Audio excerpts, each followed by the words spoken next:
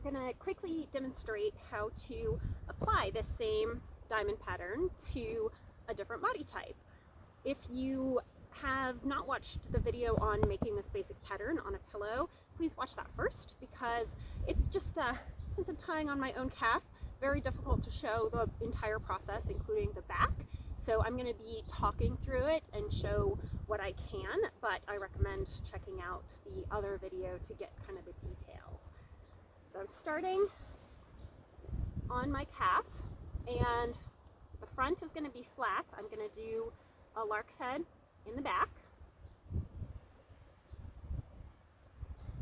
and I happen to be using 5mm jute just because my calf is somewhat smaller, so 5mm is going to be a good scale, whatever you would choose to use depending on the size of the body part. You could do this around a finger if you had small enough line that you were using. So here I'm reverse tensioning. When I did it on the pillow, I didn't exactly reverse tension because of the way that I'm coming over the shoulder in that configuration. But when you don't have a, shoulder, then what you want to do is create that reverse tension right in the back there. Isn't this fun? Good times. And I'm trying to have that be fairly snug so that it will hold in place. And we're going to be creating an X right here. So I'm going to come, and this is the center of my diamond. You're always starting by creating the center of the top diamond. So I'm making a loop, and I'm going to come under and through that loop. Right there. And kind of dress that out.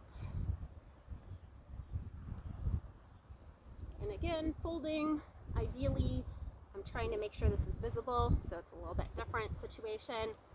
So, and I'm creating kind of an X, even though it doesn't want to stay as an X because of being just a single column, but I'm trying to come up and create an X shape. So when I come around to the back, I'm going to find this piece, and I basically just want to anchor off to the back here.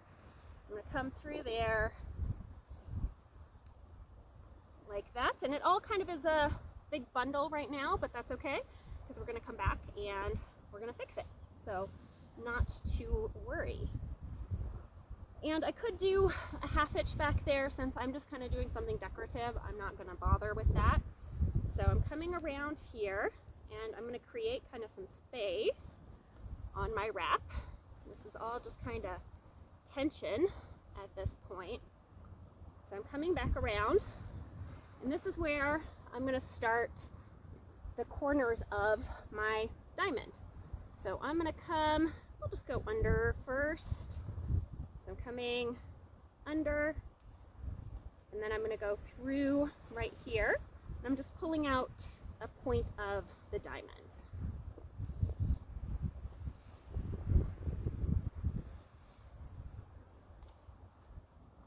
So I'm coming around right there, and I want to decide at this stage how small I want the diamonds to be. Where do I want these points? These are going to be the outer points of the diamond. So where do I want all of this positioned? I'm going to just sort of reposition that just a little bit right there. All right, so that's my first step. And then I'm just going to spiral around and just do kind of a pass here. So spiraling, nothing in the back, just spiraling. And right here, I'm at the point of the diamond again. So I'm lining up with that one. I'm just going to come under, make a loop, and come through. You could do something else if you want to get cute. You know, if you want to get more symmetrical, you could do something slightly different, but same basic pattern.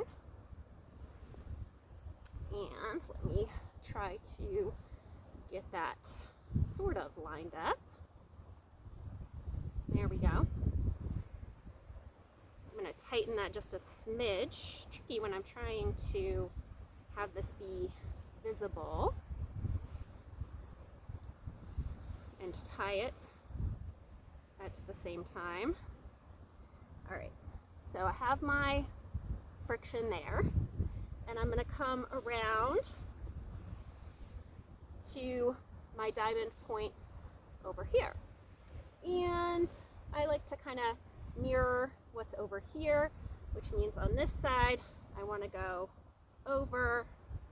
I'm going to come out into the center here, come through, right there, and then I'm coming across. And again, trying to kind of check out, redress everything, get it roughly laying where I would want it to lay. Coming across right here, and this is that step again where thinking about, like, what do I want to accomplish? My goal is to anchor to this right here, securely anchor, and then create a stem coming down to this one. There's many different ways to accomplish this. There's not one way that you need to do. You can do some frictions, you can do weaving around like I showed before, and so I'm not going to specifically show that process. I'm probably just going to weave around, and especially since I'm doing this more just as a decorative tie, there is no particular need to get super cute, and therefore I'm just going to do something kind of quick and dirty so that I can anchor and come around down to the next place. Okay, so I just did a little anchor, nothing, different ways to do it. I'm going to come under right here. Always, better to pull rope instead of pushing rope, etc., etc. Isn't that nice? When I'm self-tying, kind of ends up, fingers only go so many ways, So I'm coming around, made a stem, then I'm coming this direction. Coming back up. All right, so here I am. Now I'm making another diamond point. So I want to kind of see, like, what did I do right here, and try to do about the same thing. So I went under first, it looks like. I'm going to go under like this, and then come through there, trying to line that roughly up with the prior.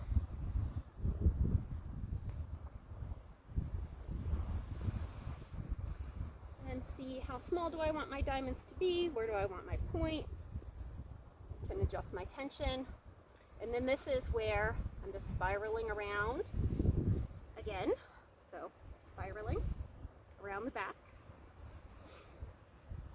And coming to the front where I'm going to do the center of the diamond again.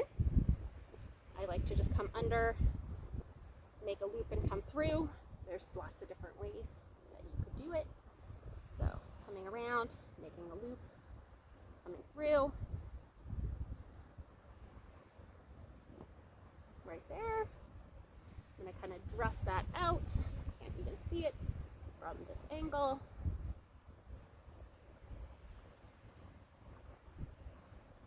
Great.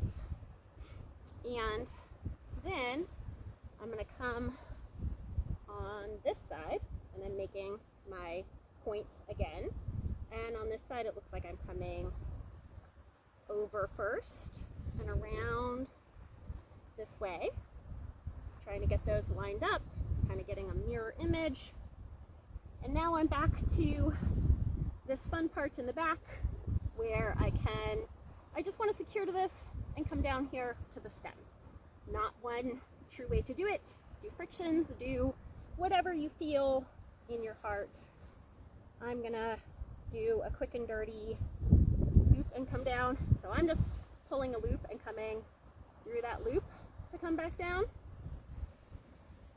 It's not quite as cute and flat as the weaving that I did before, but on the back of my calf for a decorative tie, it's gonna suit me just fine. So I'm coming and creating one more here, coming around and coming around here. And then I'm just continuing the pattern, looking on this side, coming across and around, etc., like this. And I could continue this pattern going all the way down my calf. And whenever you want to, usually I try to end it at about this step, because I think that tends to kind of have a nice symmetrical look to it. And I would probably just, to end it here, I would just half hitch right here and then maybe spiral up and kind of reinforce the stem, so spiral back. But lots of different ways that you could do that. So that's a basic diamond pattern. And again, you can apply that anywhere on your body: chest, thigh, calf, two thighs together, making long mermaid ties, anywhere like that.